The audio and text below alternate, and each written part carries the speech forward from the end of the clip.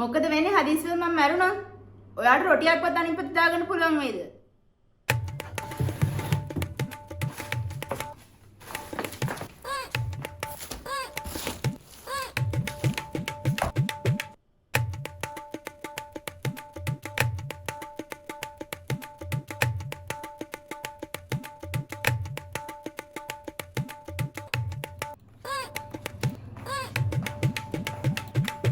සුදු ඇයි?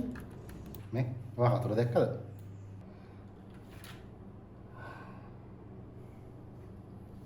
බබා අපි දැන් මේ ගෙදර අවුරුදු 4ක් තිස්සේ ජීවත් වෙනවා. හරිද?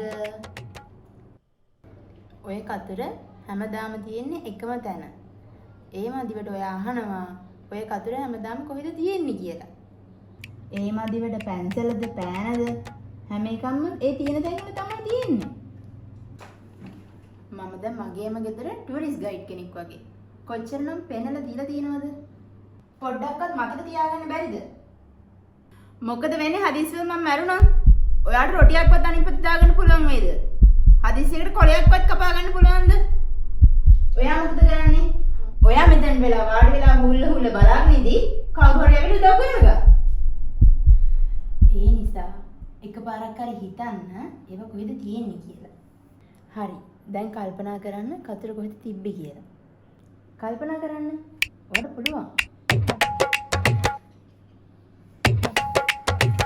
හරි. දැන් හොයන්න ගන්න.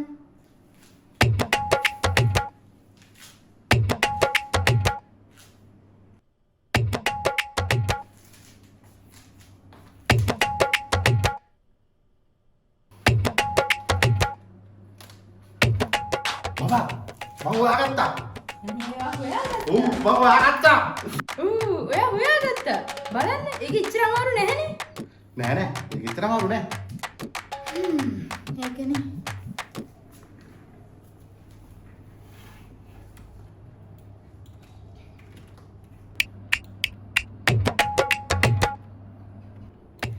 ඒ පාර මොකද?